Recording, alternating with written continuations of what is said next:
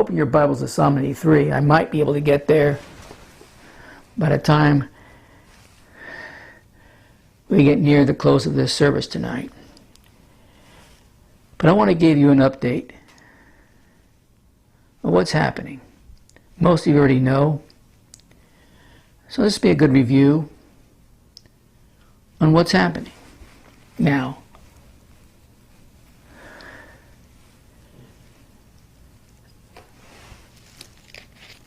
this whole new wave, which is really an old wave, just reunited, of attacks from Hamas, supposedly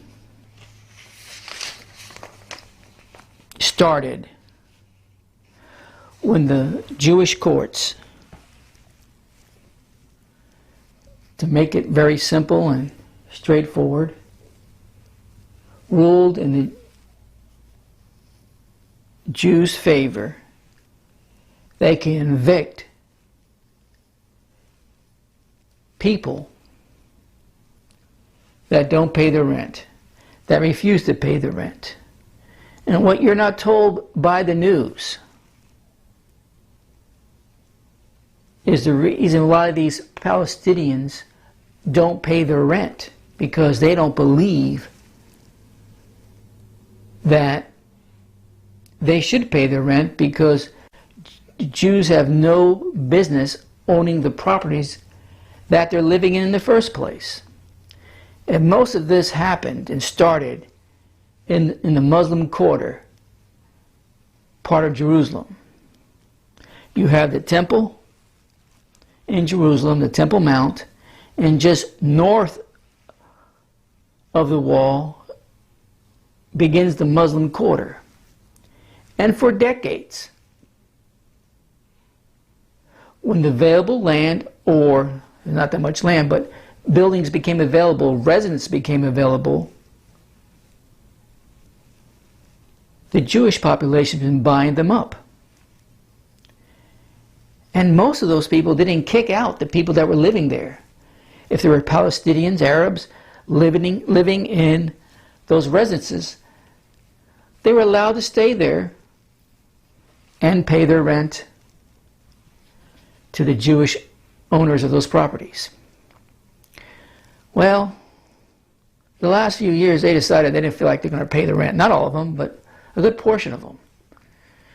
And it's been a tedious battle in the courts. And the courts finally, and it got delayed because of COVID, but it finally ruled in favor of the Jewish owners.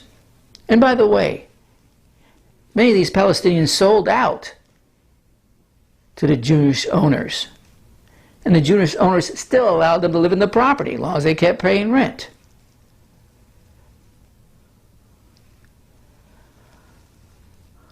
But one thing led to another, and many of these residents decided they don't have to pay rent. The Jews had no business owning that particular area of Jerusalem called the Muslim Quarter. And some of that overflowed into other areas, but the biggest problem was the Muslim Quarter. Well, when they started evicting, because the Palestinians that were living in those places refused to pay no matter what, that was the catalyst, supposedly, of riots and protests and so forth. But you won't hear that side of the story in the news media. It's always skewed in the Palestinians' favor.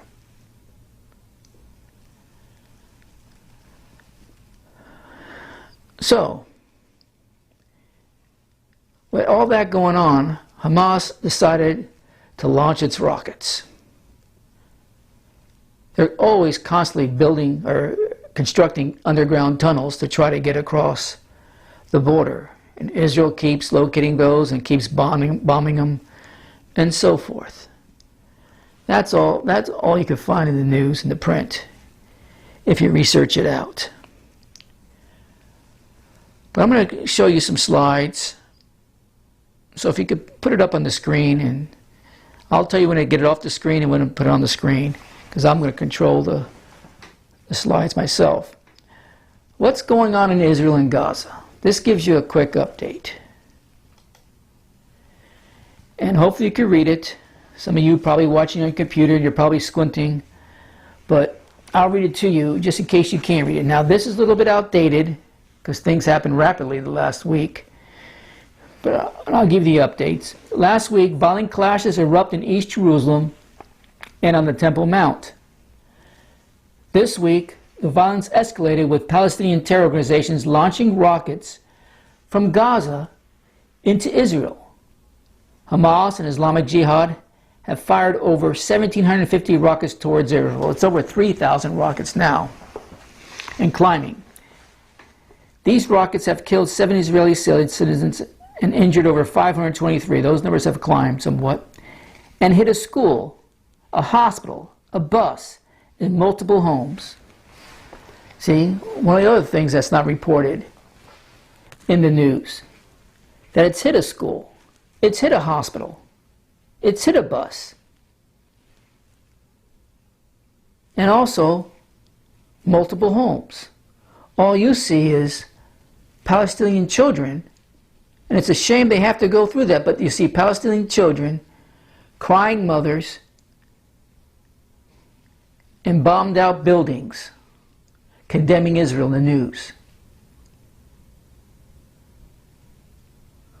Israel did not fire the first rocket across its border into Hamas.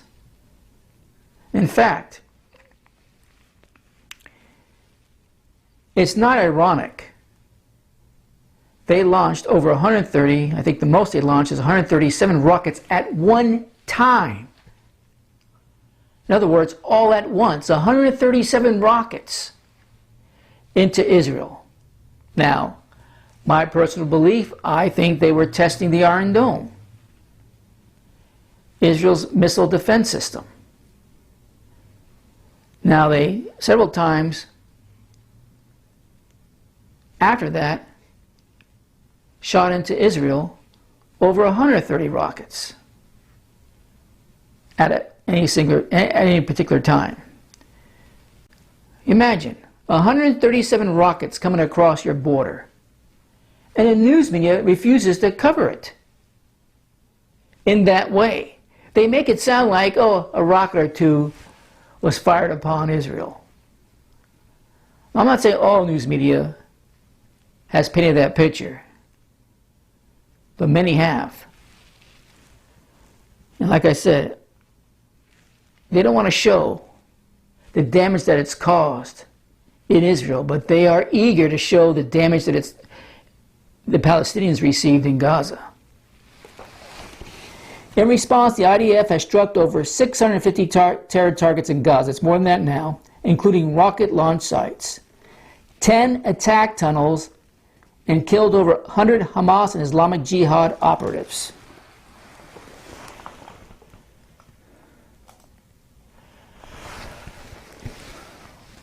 Why are there more casualties in Gaza than in Israel?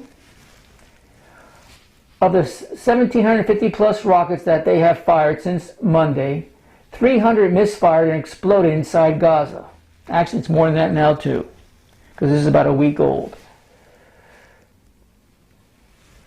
Over 300 misfired and exploded inside Gaza, killing and injuring innocent Gazans in the vicinity.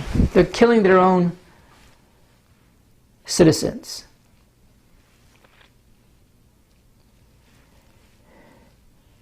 Because of these misfired rockets. Why does the news media cover that? The damage and the murder that has taken place inside of Gaza by these Islamic terrorists that only have one goal, and that is destroy and take over Israel.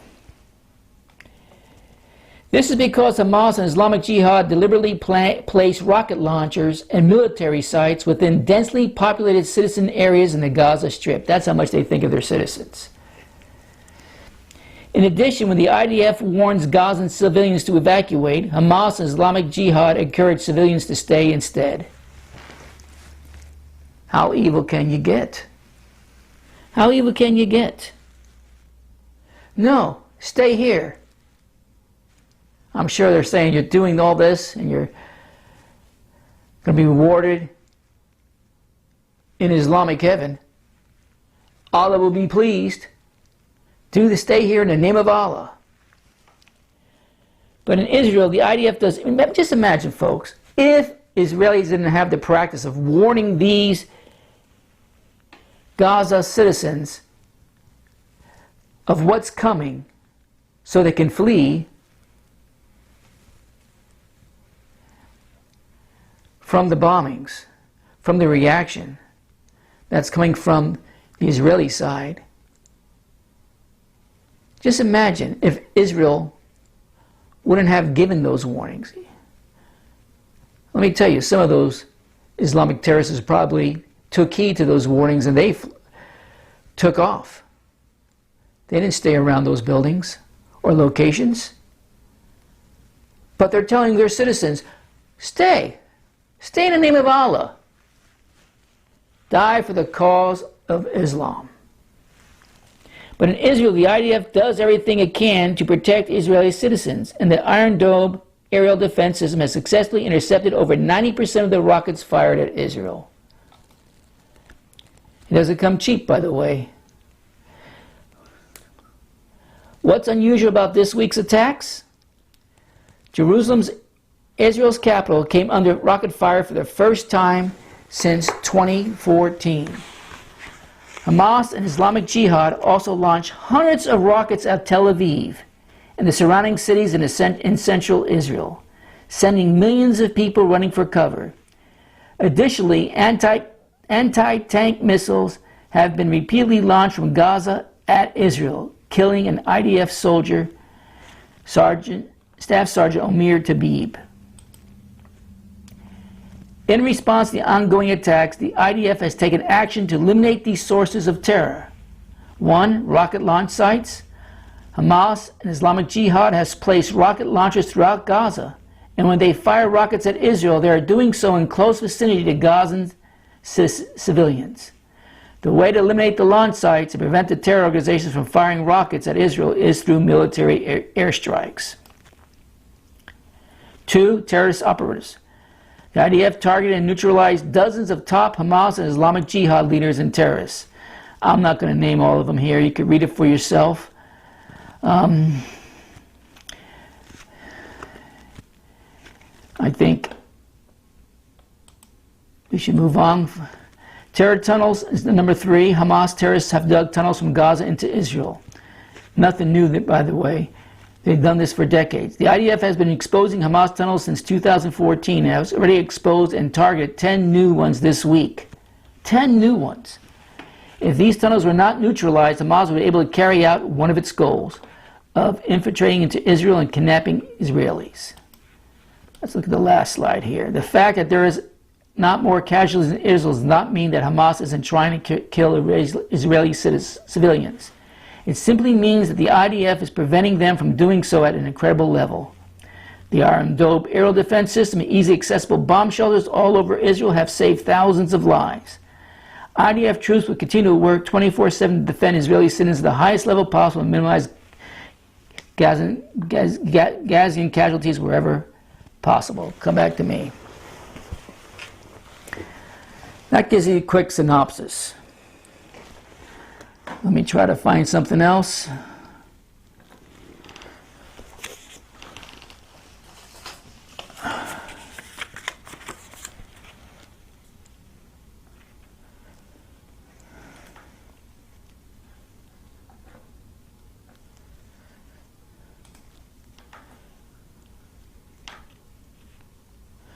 Okay, you can put it back on the screen. What do you need to know about IDF strikes in Gaza?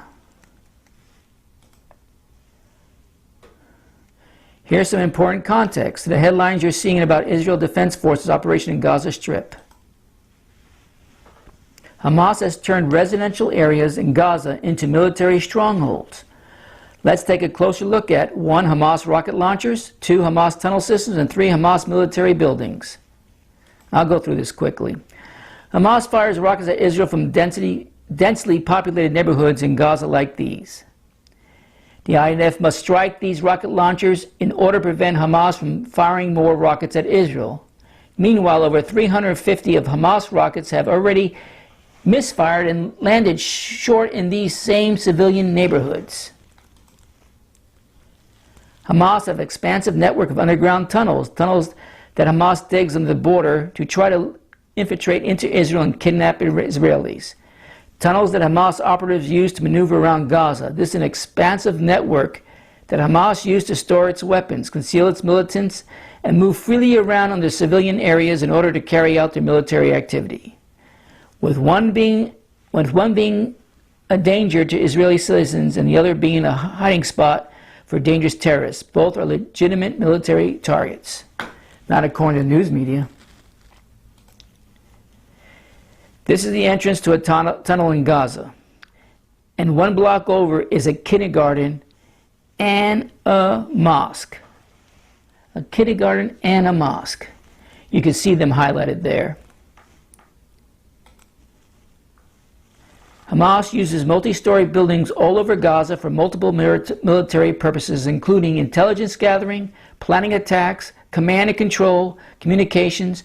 Unfortunately, other units in the buildings are often used by civilians who may or may not know what's going on down the hall.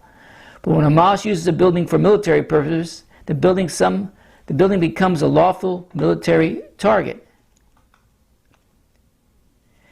The Israeli Defense Forces struck a number of such buildings recently. But before we did so, we took steps to try and ensure that civilians would not be harmed. Whenever possible, you won't read this in the news media, wherever possible, we called the building's residents and warned them to evacuate. We sent SMS messages. We dropped roof knocker bombs that they make loud noises and hit only the roof. We gave civilians enough time to evacuate. Again, when Hamas uses a building for military purposes, it becomes a lawful military target. This is clear international law. All the buildings targeted by the IDF were used for military purposes. The fact that they're located in civilian areas is a Hamas tactic to hide from the IDF and maximize the damage when the IDF strikes them. For Hamas, an Israeli death is more valuable than a Palestinian life. The IDF will continue to take as many precautions as possible to avoid civilian casualties in the fight against terrorism. You come back to me.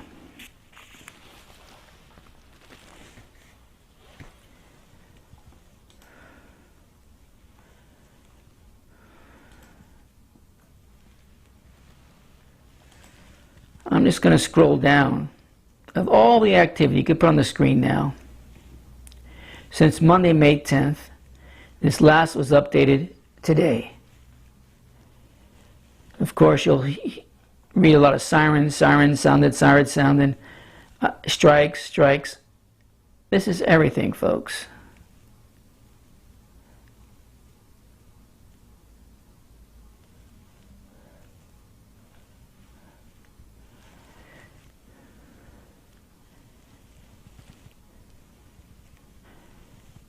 I mean, I could spend the next 2 hours reading all the daily activity that's going on and the warnings and the sirens that are going off, the bombings that are taking place, the rockets that are being launched, what Israel has done to try to minimize the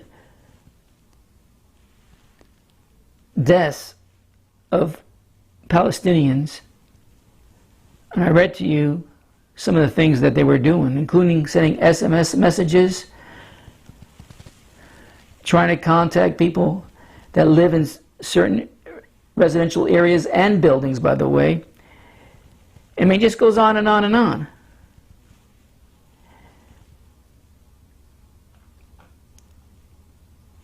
You come back to me now. And now, there's fears of a third intifada at Gaza. Violence spills over to West Bank. This just came across about 18 hours ago. As the Gaza crisis has raged on, the most serious clashes in years between Palestinian demonstrators and Israeli military in the West Bank have broken out. Why it matters? Israel is concerned that further escalation in the West Bank could turn into a third intifada. The second intifada, or Palestinian uprising against Israel, lasted from 2000 to 2005 and left about 1,000 Israelis and over 3,000 Palestinians dead. Thousands of Palestinian protesters clashed with Israeli soldiers on Tuesday in several locations in the West Bank this last Tuesday. At least 4 Palestinians were killed on Tuesday and 15 since the clashes began, Palestinian health officials say. Hamas leaders in Gaza and in exile have called on the Palestinian public to join the demonstrations in an apparent attempt to boost the group standing in the West Bank. While fueled by the events in Gaza, the latest escalation is also part of decades-long resistance to Israel's occupation. Israel is not occupying. To Israel's occupation of the West Bank. If anything, the Palestinians are occupying. Know your history. In most cases, the protesters have thrown stones and burned tires, but there were reports on Tuesday of shots fired at Israeli soldiers. Israeli troops fired tear gas, rubber-coated bullets, and in some cases live ammunition. Armed militiamen associated with the group, the largest militia in the West Bank, have been repeatedly spotted in the West Bank in recent days. The militia group had been inactive for more than a decade, during which time many of its members joined the Palestinian Authority security forces or got jobs in civilian government ministries. A re-emergence of this militia could lead to a serious escalation in the West Bank. So it's spreading. That's what it's saying. It's spreading.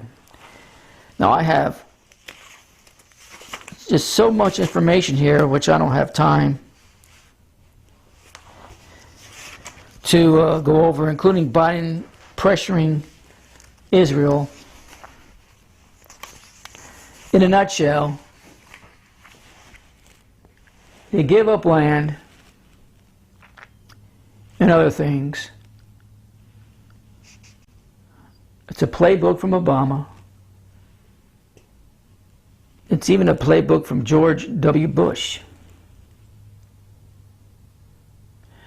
Trump had a different approach. One I didn't agree with either, but when you compare it side by side with President Biden,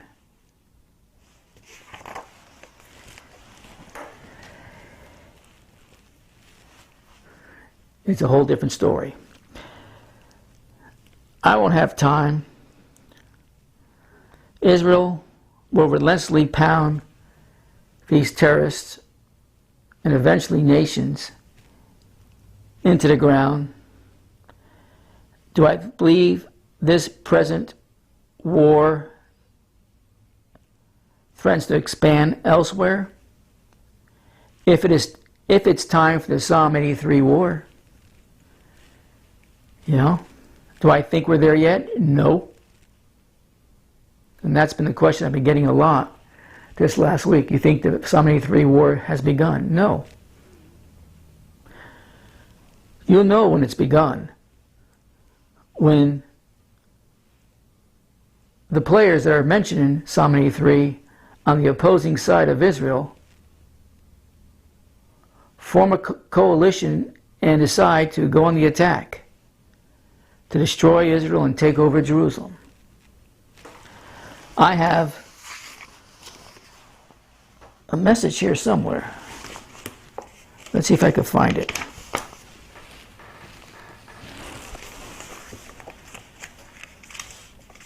Oh yeah, here it is. From an HOF.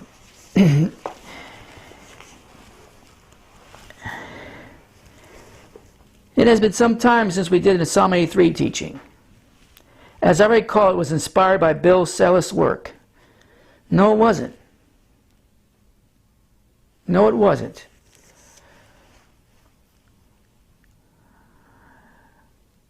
What inspired me to look into it and I looked into several different sources, was Fruchtenbaum, or Fruchtenbaum.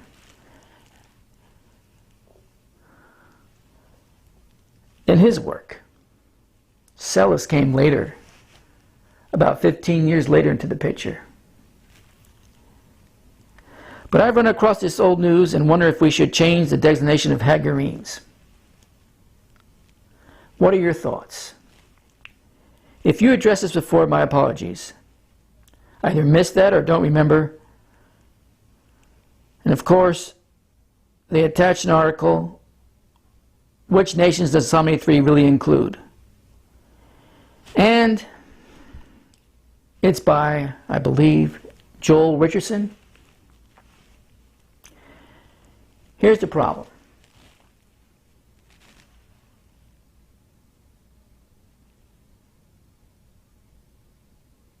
Joel Richardson gets most things wrong.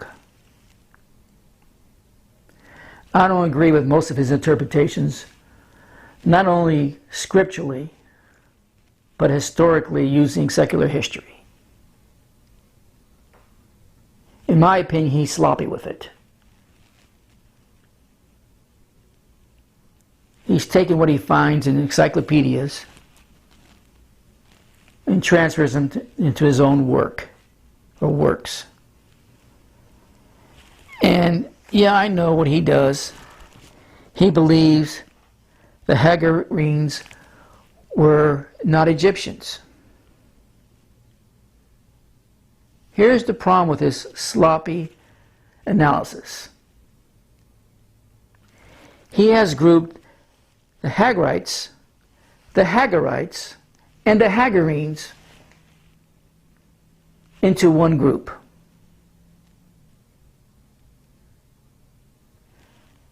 That's his biggest mistake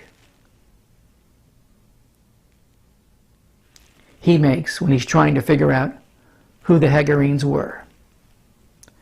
As far as the Hagarites, yes, we see them in the Old Testament. Saul dealt with them.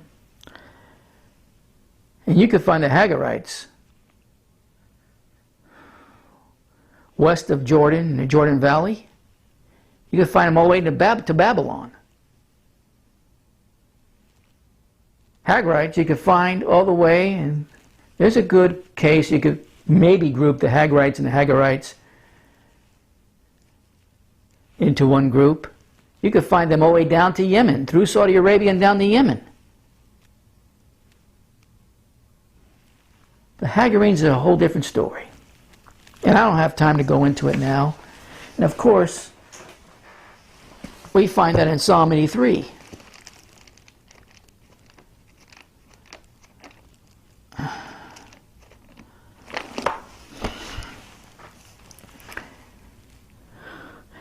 Verse 4, they have said, come and let us cut them off from being a nation, that the name of Israel be no more in remembrance. That's their goal. For they have consulted together with one consent, they are confederate against thee. The tabernacles of Edom, and the Ishmaelites of Moab, and the Hagarenes. Jebul, Ammon, Amalek, the Philistines, with the inhabitants of Tyre, Ashur also is joined with them. They have helped the children of Lot, Selah. So there you got your group, your confederacy, in this Psalm 83 war.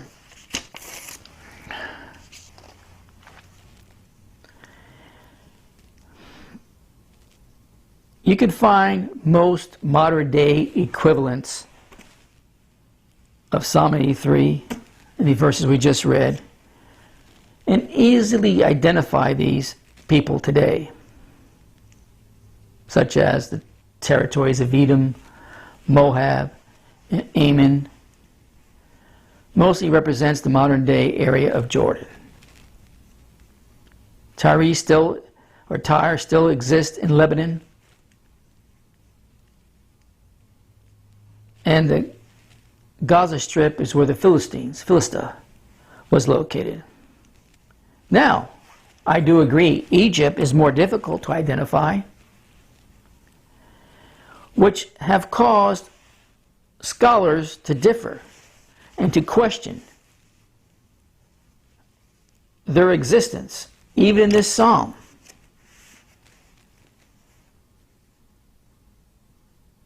Fruchtenbaum included Egypt in his Psalm 83 confederacy.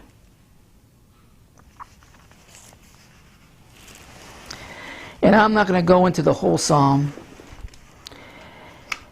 I don't have the time tonight, which would include the matriarch, Hagar, alongside the patriarchs you find in the Old Testament, such as Ishmael, Edom, Esau, Moab, Ammon, and Amalek. These all had familiar relationships with Abraham. And they also had histories of aggression against Abraham, Sarah. Unfortunately, most people paint Hagar as a poor, innocent woman that got kicked out of Abraham's tents. That's not what it was like, my friend. And when you do the research, Hagar hated Sarah. Hagar hated Isaac.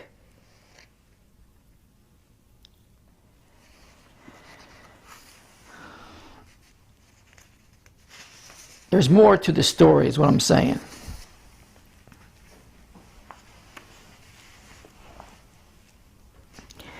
And I think those who omit Egypt from this Psalm 83 confrontation, because they're not listed in the Gog and Magog war,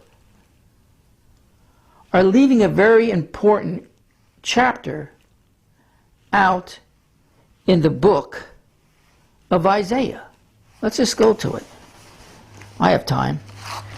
Isaiah 19. I've been there. It's been a while since I've been there, but I've been there before, briefly looking at these passages. And of course, chapter 19 in Isaiah deals with the burden of Egypt. And I'm not going to read the whole chapter, but Egypt has problems. And most of these problems in this chapter has not been dealt with. And unfortunately, modern day prophecy teachers like to include Antichrist into this chapter. And you already know what I think about the Antichrist theory. If you don't, then go back in the teachings of the Last Day series, and there's plenty of chapters of written format material that you can find, or listen to the videos. But it says, starting in verse 16, "In that day shall Egypt be like unto a woman, and it shall be afraid." Literally in the Hebrew, it shall tremble. And fear and dread is a better translation, because of the shaking of the hand of the Lord of hosts, which he shaketh overeth. We know this is not going to happen in Gog and Magog war. Now the only possibility that this could happen outside of a Psalm 83 war is Egypt goes to war with Israel. And I'll show you that here in a minute. And that's another war altogether, which I don't believe it is. And the land of Judah. Who? The land of Judah. What's there right now? Not the land of the house of Israel, but the land of Judah. The Jew shall be a terror unto Egypt. Everyone that maketh mention thereof shall be afraid in himself, because of the counsel of the Lord of hosts, which he hath determined against it. In that day shall 5 cities in the land of Egypt speak of the land of Canaan. What is that? Hebrew. And swear to the Lord of hosts, one shall be called the city of destruction. In that day there shall be an altar to the Lord in the midst of the land of Egypt, and a pillar at the border thereof to the Lord. Some people think that's the Great Pyramid. I'm not going to go into it, whether it is or isn't at this point. But none of this has happened yet, my friend. There was a time when Israel did defeat Egypt in wars, 1948, 1967, 1973. Anwar Sadat made peace with Israel in 1979. It cost him his life. But Isaiah 19:17 says, this fear evolves into a terror. A terror of Israel that overtakes Egypt. And Isaiah 19:18 prophesies that this terror results in Egypt in allowing Hebrew to be spoken in 5 cities. And one of these cities will be renamed the City of Destruction.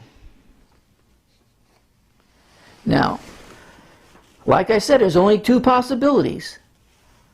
A separate war with Egypt alone, or these 3 verses, 16, 17, 18, encourages the possibility Egypt's participation in the Psalm 83 war, which will provoke the wrath of the IDF, Israeli Defense Forces, at the very least against at least 5 Egyptian cities.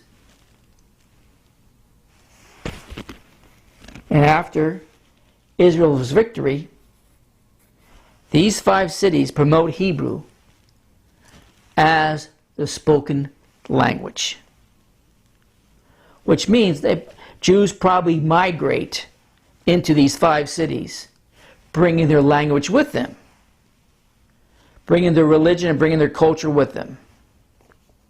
Like I said, some suggest Isaiah 19 also talks about an Antichrist invasion of Egypt, and you already know what I think about that. And of course, they'd like to use Daniel 11 to make their point.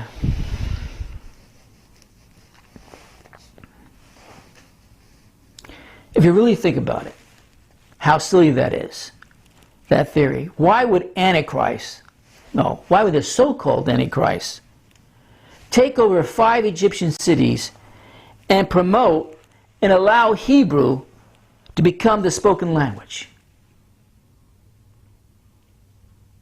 Doesn't make any sense, does it? Now, do I believe that Egypt someday will break the peace treaty with Israel and join the Psalm 83 Confederacy? Absolutely. Absolutely.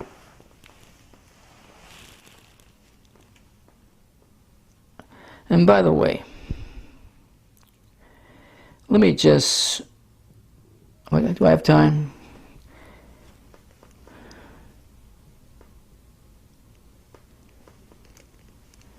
In verse 17, it reads, "In the land of Judah shall be a terror." The Hebrew word that is used there only occurs once in the Old Testament. Right here in this spot, in this verse. And it speaks of the reeling terror that Judah,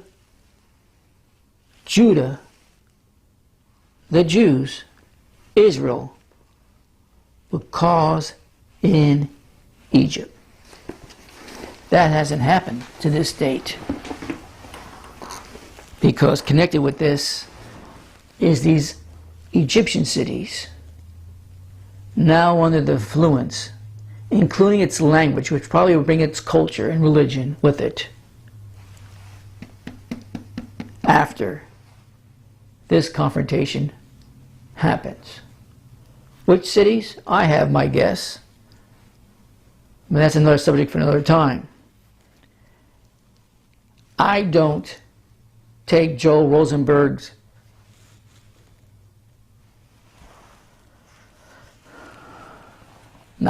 Joel Richardson's work very seriously.